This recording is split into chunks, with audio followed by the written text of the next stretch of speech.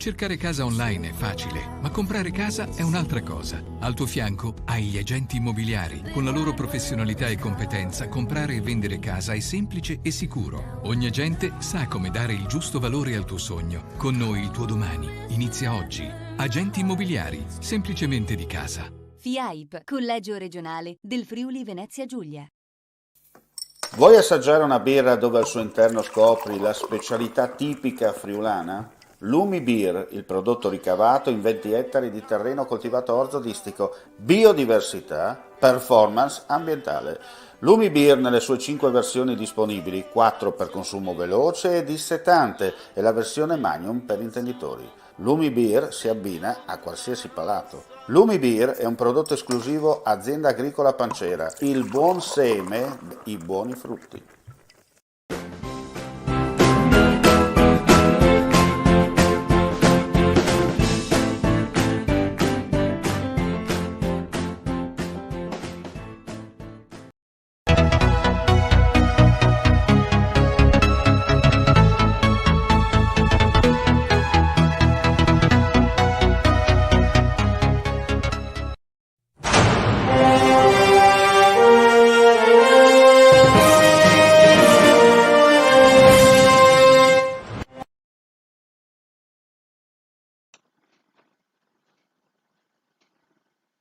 Cordiale saluto gentili amici e amiche alla visione all'ascolto, torna infofriolitv.net con linea diretta, abbiamo già in bassa frequenza pronto il nostro ospite, ma parleremo tra poco con lui, prima però alcune notizie di cronaca per quanto riguarda gli aggiornamenti in Friuli Venezia Giulia per dirvi che momenti di panico in una casa Ater ad Oleis di Manzano in via Pietro d'Agostina.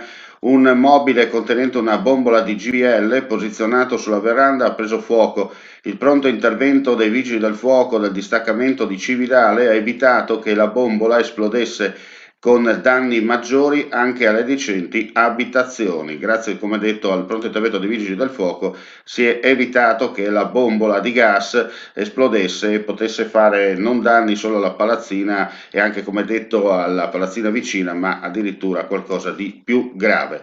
Cambiamo argomento per dire che a seguito del riscontro da parte del Dipartimento di Prevenzione di 8 casi di positività al Covid-19 tra i richiedenti asilo attualmente ospitati presso l'ex caserma Cava Zerani di Udine, al fine di contrastare la diffusione del contagio è stata emessa in data odierna un'ordinanza contingibile e urgente che prevede la proroga del divieto d'ingresso e di uscita dalla struttura per chiunque non sia debitamente giustificato fino al 18 marzo prossimo.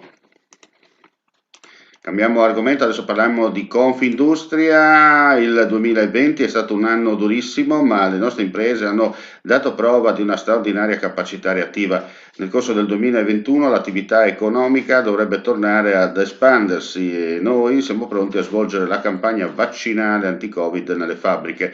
Lo ha detto oggi Anna Mareschi Danieli, presidente di Confindustria Udine, commentando i dati sulla produzione industriale emersi dall'elaborazione dell'ufficio studi dell'Associazione degli Industriali Friulani su un'indagine del comparto della provincia di Udine. E allora torniamo con, vediamo che abbiamo ospite, abbiamo Giuseppe Napoli che saluto. Giuseppe Napoli è il presidente della Federsanità ANCI Friuli Venezia Giulia. Grazie Presidente di aver accettato l'invito, perché da oggi, per quanto riguarda la provincia di Udine e Gorizia, dalla mezzanotte è scattata la zona arancione, mentre per il resto del Friuli Venezia Giulia il tutto partirà dalla mezzanotte di lunedì. Presidente, insomma, un altro cambio di colore dovuto al fatto che la situazione, i numeri della pandemia dalle nostre parti purtroppo sono in progresso in maniera forte negli ultimi giorni, e allora questa soluzione per cercare insomma di tamponare la falla nella speranza, come si dice, nella speranza che la positività al contrario torni, no? Intanto buon pomeriggio a lei direttore e a chi ci segue. Effettivamente quello che sta succedendo non è del tutto rassicurante, anzi direi che è un po' preoccupante, nel senso che è passato un anno e dopo un anno è vero che è stato trovato il vaccino e siamo tutti molto contenti per questo, ma drammaticamente siamo in ritardo proprio nella cosa più importante, che è la vaccinazione. Io spero, mi auguro come cittadino, ma anche come persona che segue il mondo della salute da decenni, che il governo nazionale e la protezione civile nazionale, come dire, cambiano passo rispetto a quello che è venuto fino adesso. Diciamo che ai cittadini francamente interessa poco se lo facciamo sotto una tensostruttura di primula oppure lo facciamo anche in una fiera o in una scuola. Quello che i cittadini chiedono con forza, ed è veramente una cosa ormai che si sente dappertutto, è quello di fare presto e di fare vaccinare più persone possibili. Questo è il tema vero. Qualcuno mi dirà, ma la vaccinazione avviene se c'è il materiale, se c'è il prodotto. Il prodotto dovrebbe essere nelle disponibilità europee, vista la contrattazione a livello europeo. Io penso che questo, vuol dire, dopo quello che è successo, può essere in qualche maniera anche mitigato o modificato, e credo che il primo segnale di questo governo nazionale Draghi, che ha fermato, bloccato un'esportazione del prodotto in Australia, sia il passo giusto. Cioè, qui si produce e qui bisogna soprattutto consumare. Certo.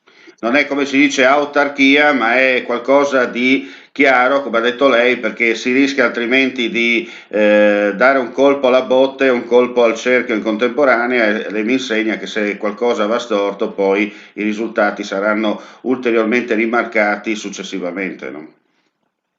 Guardi, direttore, io ho sempre davanti ben presente la situazione, se si ricorda, nei mesi scorsi ci eravamo sentiti e c'era in piedi la questione delle case di riposo, delle Certo, difficoltà nelle strutture.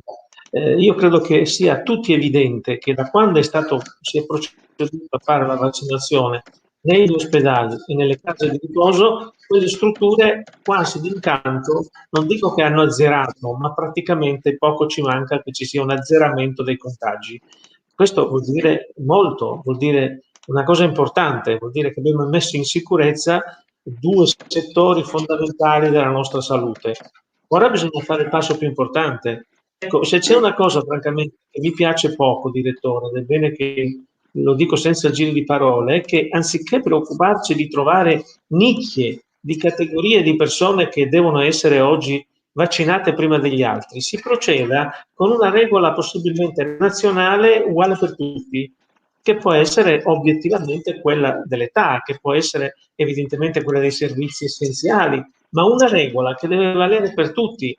Non è pensabile che ogni regione applichi un criterio autonomo e diverso. Vuol dire che se si devono vaccinare quelli con più di 65 anni, facciamolo presto, ovviamente se abbiamo i vaccini. E non chiaro. cominciamo a trovare nicchie su cui intervenire, perché ognuno avrebbe il proprio sacrosanto diritto di chiedere di essere vaccinato. Faccio una provocazione. Il personale che sta nei supermercati e ci consente a noi di andare a fare la spesa per vivere quotidianamente, quelle persone sono a contatto quotidianamente con persone che potenzialmente possono contagiarle. Non capisco se queste hanno meno diritto rispetto ad altre categorie, comprese del pubblico impiego, che probabilmente hanno meno rischi. Allora, se ragioniamo in termini di rischi, mi scusi la provocazione, i rischi sono forse più in chi sta a contatto costante con i cittadini, e forse in questo momento è più importante andare per età anagrafica o nel caso dei disabili per disabilità. Mi Certo. pare criteri molto ben chiari. No, no, perfettamente, Presidente, perfettamente d'accordo con lei. Ha sottolineato una cosa molto importante, no? Questa situazione un po' particolare dove le regioni viaggiano un po' in base alla situazione in cui vivono al momento, no? Zone arancioni, zone rosse addirittura marcate all'interno della stessa regione che magari è gialla, però c'è una zona rossa. Ecco, in questo momento esiste forse una meno concentrata partecipazione dello Stato centrale, eh? Guardi, fino adesso il capo del governo Draghi si è caratterizzato per molto poco, ma evidentemente porta a casa comunque obiettivi, risultati. Ovviamente i risultati vanno avanti con le gambe e col comportamento delle persone. Ha sostituito il commissario all'emergenza Arcuri, ha cambiato il capo della protezione civile, ha sostanzialmente individuato soggetti importanti, il capo della polizia, cioè sono tutte figure che in un momento emergenziale hanno un ruolo fondamentale e soprattutto ha rimesso in piedi una cosa che per l'Italia era sempre stata importante, il ruolo della protezione civile nazionale. Francamente, sul tema della vaccinazione ho trovato sorprendente che pensassimo di poter fare queste cose prescindendo dal ruolo che ha e dalla capillarità che ha la protezione civile in tutta Italia. Certo. Poi qui si aprirebbe un altro ragionamento che riguarda quello dei medici di medicina generale, ma se vuole su quello possiamo anche intrattenerci. Certo, anche perché poi rischiamo di aprire troppi fronti, no? E quando si aprono troppi fronti non si chiude dopo nemmeno il primo aperto. Senta, allora da lunedì scatta di nuovo questa zona arancione, però sentiamo voci sempre più insistenti, no? Da parte ad esempio del professor Galli, no? Che dice che non serve a nulla piazzare zone arancioni, servirebbe una zona rossa per almeno 15-20 giorni, se non di più. Ecco, lei onestamente, diciamo così, condivide questa posizione? No, non la condivido perché questa situazione così drastica, così dura, deve scontare poi il fatto che noi siamo un paese che fa molta fatica a mantenere in piedi il sistema economico in questo momento. E quindi dobbiamo anche correre qualche piccolo rischio o grande rischio, dipende, ma non possiamo chiudere il paese. Credo che, guardi, se c'è una cosa che mi crea molta tristezza è pensare al sistema scolastico che di nuovo si chiude.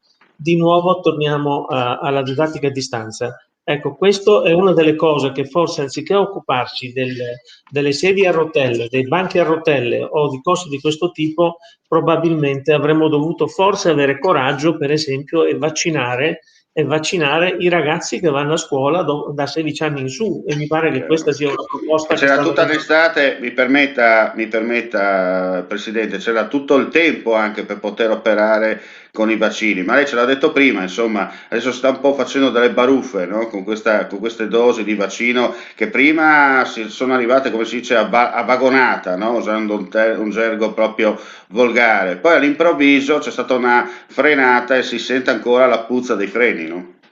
Sono d'accordo, sì, sono d'accordo. Quindi la mia è una posizione, se vuole, può sembrare anche un po' contraddittoria, visto che io insistivo da subito sul tema della vaccinazione, però prima di chiudere di nuovo il paese in un lockdown molto duro, io dico attenzione, già questa situazione, diciamo così, è una situazione che rende complicate le attività economiche.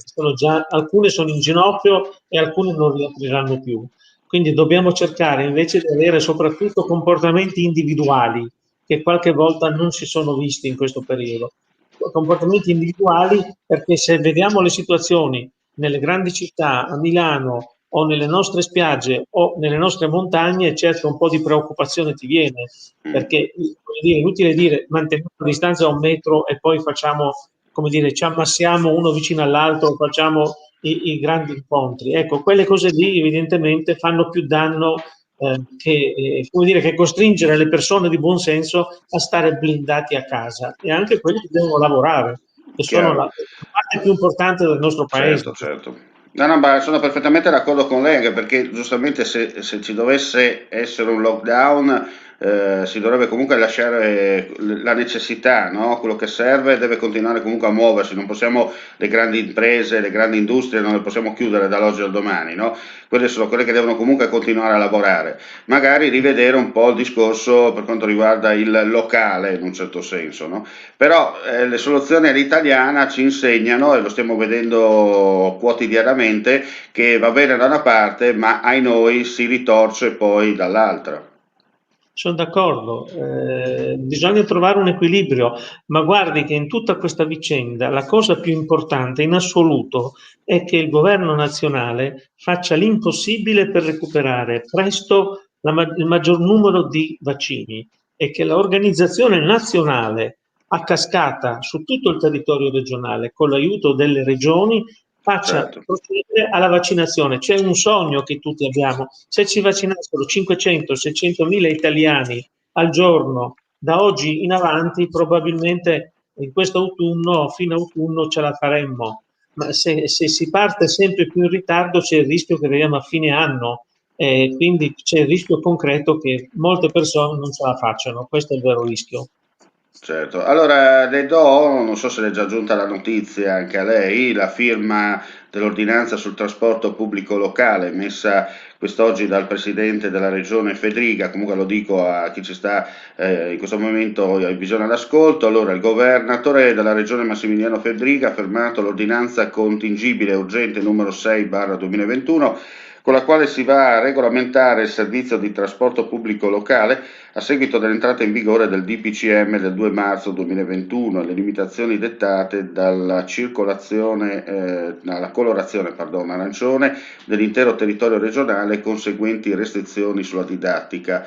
In particolare il provvedimento dispone che pur entrando in vigore i due provvedimenti restano invariati i servizi di trasporto pubblico locale senza quindi modificare le corse esistenti. I servizi in atto non sono configurabili come dedicati esclusivamente a favore degli studenti degli istituti scolastici, quanto invece organizzati per assicurare il soddisfacimento delle complessive esigenze di modalità presenti su tutto il territorio.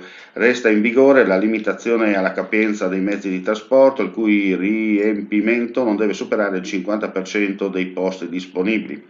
Sono invece sospese fino al 20 marzo le corse aggiuntive che erano state predisposte sulle diverse linee per garantire la capienza del 50% dei posti previsti sui mezzi. Fanno eccezione però i servizi di trasporto pubblico organizzati dal 1 febbraio per i poli scolastici di Udine, Codroipo, Gemona, San Daniele, Tolmezzo e Cividale. Questi mantengono quindi la configurazione attuale per consentire agli studenti l'accesso in doppio turno alle attività di laboratorio, ma anche la partecipazione alla didattica in presenza per gli alunni con disabilità, con bisogni educativi speciali o per coloro che risultino privi delle condizioni per svolgere la didattica a distanza. Mi sembra, Presidente, che sia chiara, no? Un po' quello che è stato emesso oggi in integrazione al tutto. Era un provvedimento quasi conseguenziale. Peraltro, se ho letto bene, perché l'avevo direttore vista praticamente come lei, quasi appena pubblicata, vengono mantenute le corse, diciamo, già studentesche e vengono utilizzate per i cittadini per consentire la mobilità. Certo. Viene di fatto ridotto al 50% la capienza, perché poi tutto il tema è evidentemente quello degli spazi e del distanziamento. Credo che il tema soprattutto sia molto avvertito tra i giovani, i ragazzi, gli studenti, che credo onestamente soffrano molto di essere, come dire, costretti alla didattica a distanza. La stragrande maggioranza, diciamo che vede questa quasi come una sofferenza, una punizione. E oltretutto la fascia si riduce perché si rivolge anche alle scuole medie e quindi evidentemente siamo a un livello quasi di ragazzini, il livello scende. Sono rimaste soltanto le scuole elementari, le scuole primarie, le scuole materne, ma voglio dire, anche quello, come succede in altre regioni italiane, se si chiudono anche quelle, per le famiglie e per chi non ha altre possibilità a chi affidare i figli diventa un grossissimo problema. Per questo dico, facciamo presto a vaccinare. E l'unico appello che io posso lanciare come cittadino, ma anche come responsabile di un'organizzazione che si occupa di salute da 25 anni, investiamo tutte le nostre intelligenze, le nostre competenze e, se mi consente, anche il peso politico finalmente di un capo del governo riconosciuto e apprezzato all'estero, ecco, perché il più possibile arrivino in Italia i vaccini. E smettiamola soprattutto di fare polemiche in questo periodo, perché in questo periodo i cittadini hanno solo bisogno di avere una certezza: vaccinare presto tutti i cittadini o la maggior parte degli italiani. Questo è il modo più serio di far sentire la presenza dello Stato e anche delle istituzioni locali. Senta Presidente, ma rispetto al governo precedente, quello in carica, cosa cambia di concreto? Nel senso, lasciamo stare in generale, perché altrimenti ci vorrebbero ore, no, per spiegare un po' il tutto, ma proprio in merito a questa emergenza pandemica sanitaria, che cosa cambia di concreto tra il governo Conte e il governo Draghi? Senza addentrarmi in valutazioni politiche che non è che mi appassionano, di sicuro cambia il presidente e quindi Mhm. cambia l'autista della macchina, per capirci bene, e non è cosa da poco. L'autista della macchina è un autista che ha il pedale ben fermo e soprattutto ha una grossa capacità di guidare le istituzioni internazionali. E questo nei primi mesi, nelle prime settimane, nelle prime settimane abbiamo colto questo. In più, e non è poco, in questo governo ci sono anche quelli che fino a qualche mese fa erano opposizione e quindi il clima complessivo è un clima più collaborativo, meno rissoso, meno chiassoso, se vuole meno italiano. E questo evidentemente in questo momento fa molto. Quindi la differenza io la vedo nei fatti. Quello che ancora non ho visto bene di questo governo è l'accelerazione sull'organizzazione delle vaccinazioni. Se riescono a fare questo bene, evidentemente questo governo che era nato soprattutto per fermare la pandemia, dare la prima risposta concreta al motivo per cui è nato. Quindi io faccio il tifo per questo governo perché ogni cosa che possa fare per farci vaccinare presto sicuramente va nel senso per cui noi italiani in qualche maniera siamo, tra virgolette, soddisfatti che ci sia un governo e non siamo Chiaro. soddisfatti di andare a votare ogni 6 mesi, che non è questo che ci Mm. appassiona. No, poi anche sarebbe inutile e dannoso al 100% non solo per lo Stato, ma per il bene della stessa Italia. Dicevamo, no, cambiamenti in corso, ci sono stati, come ha sottolineato lei, il passaggio soprattutto del commissario straordinario con peso specifico per quanto riguarda il ruolo, no, della protezione civile in Italia. Qualcuno però dice attenzione, non va bene che ci sia ad esempio un militare in un posto dove dovrebbe esserci invece una figura istituzionale. Guardi, in un paese come il nostro, dove siamo arrivati a 100.000 morti, se sento ancora polemiche sul fatto che ci sia un militare o un non militare, evidentemente non sono bastati 100.000 morti. Cioè, in questo momento il problema nostro è mettere le persone giuste al posto giusto.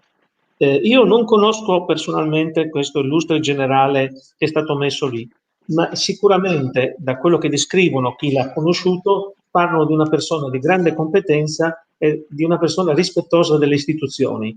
Il nostro paese in questo momento ha bisogno di avere persone giuste al posto giusto. Per cortesia, non abbiamo bisogno di polemiche se hanno la divisa Chiaro. militare o non ce l'hanno. Abbiamo bisogno che ognuno faccia bene il suo lavoro. Se mettessimo una persona laica, non militare, incompetente, sicuramente non faremo un grande servizio al paese. Quindi giudichiamo le persone per quello che faranno. Se lavorerà bene sarà un bravo militare, ma soprattutto un bravo servitore del paese. Se lavorerà male avrà fatto né più né meno come molti altri che ci sono stati prima. Chiaro. Senta, torniamo a Canossa, cioè dalle nostre parti, anche se Canossa non è in Friuli Venezia Giulia, però il famoso detto, no? E per quanto riguarda invece la gestione emergenziale dal 1° marzo del 2020 alla giornata odierna da parte della Giunta regionale del Friuli Venezia Giulia, come la giudica? Sicuramente non invidio la posizione del presidente e del vicepresidente che devono gestire questa fase.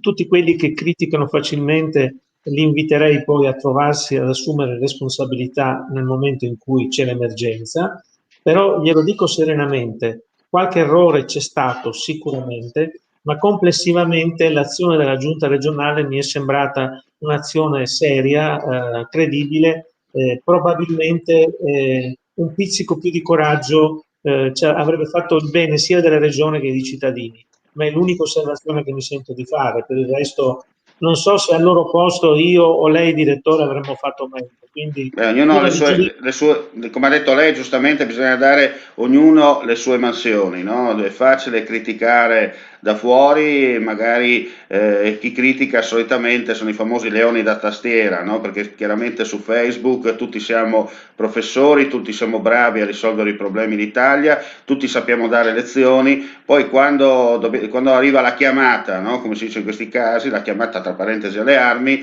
si presenta uno e gli altri 100 non li vedi più, ecco. Sono d'accordo con lei e in più dico a chi ci ascolta, ha la pazienza di ascoltarci, guardate che gestire la burocrazia italiana anche in una fase emergenziale credo che sia la più grossa condanna che possa capitare a chi ha responsabilità istituzionali, perché sono talmente i lacciuoli del sistema burocratico italiano per cui a volte anche chi avesse voglia di fare qualcosa in qualche maniera è costretto a rallentare quando non è costretto a frenare. E mi ha sorpreso, direttore, che ieri il Presidente della Corte dei Conti a Trieste, nella relazione periodica annuale, si è lamentato su quelle che sono, come dire, le resistenze della burocrazia rispetto al sistema della politica. Ed è una cosa che fa riflettere. Cioè, oggi, più che parlare di politica, dovremmo stare molto attenti a preoccuparci di qual è il ruolo della burocrazia nei sistemi regionali e delle autonomie locali. È un argomento che, finita la pandemia, dovremmo cominciare ad affrontare. Anche perché prima o dopo, come si dice, i conti tornano, no? Nel senso che Sì, adesso va tutto bene, tra parentesi, adesso va tutto bene perché si ferma, cartelle e via dicendo, ma quando l'ondata della pandemia, come ha detto, come ha già anticipato lei, passerà, andrà verso la sua foce, si disperderà, prima gioco forza, il boomerang tornerà indietro, perché lei mi insegna che, come già accaduto nel precedente governo, si è aperto troppo i rubinetti, no? Soldi subito, i famosi storni e via dicendo, però poi alla fine uno fa una domanda e dice ma da dove arrivano questi soldi e poi come dovrò ritornarli, se dovrò ritornarli, punto di domanda, perché è facile dire prendi qua tra parentesi 100 euro, però poi quei 100 euro sono a fondo perso, li devo tornare e come? Cioè, penso che il bidone dell'acqua prima o dopo si prosciuga, no? E quando è finito cosa facciamo?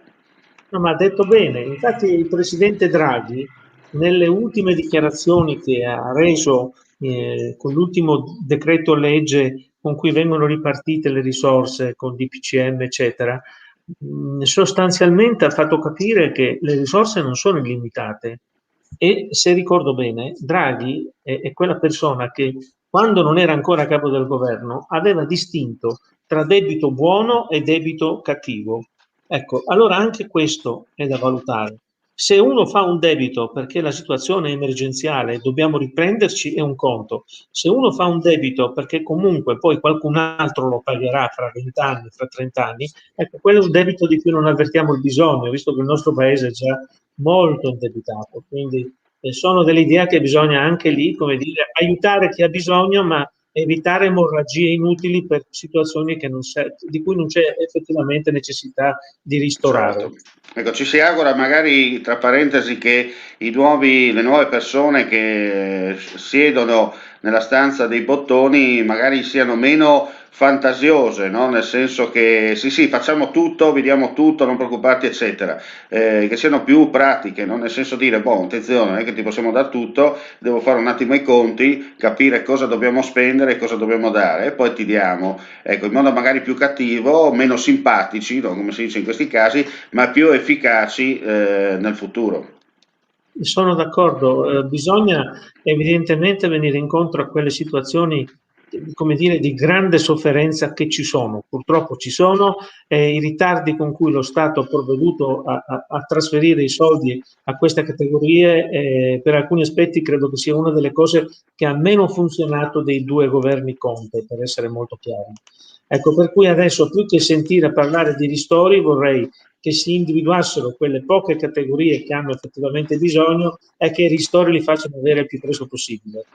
Magari pochi, ma subito, perché se li danno dopo 6 mesi probabilmente la situazione non sarà la stessa. Quindi bisogna aiutarli adesso, non fra 6 mesi. Chiaro. Senta, per concludere, Presidente, per quanto riguarda invece le iniziative ANCI, Federsanità in questo 2021?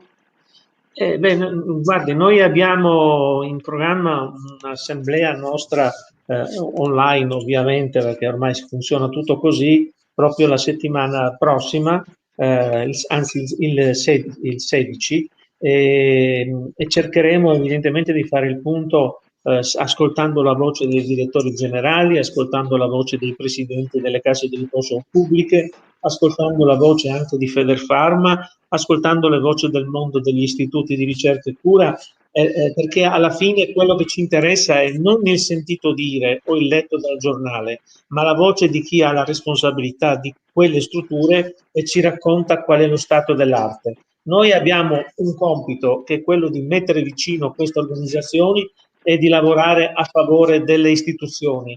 E per noi la principale istituzione è la Regione, quindi noi speriamo di poter affiancare nelle nostre iniziative la Regione, perché al di là delle appartenenze politiche quello che ci interessa è che la nostra Regione funzioni bene, perché se funziona bene evidentemente trarremo tutti benefici e non solo i nostri associati, quindi abbiamo tanto lavoro onestamente davanti.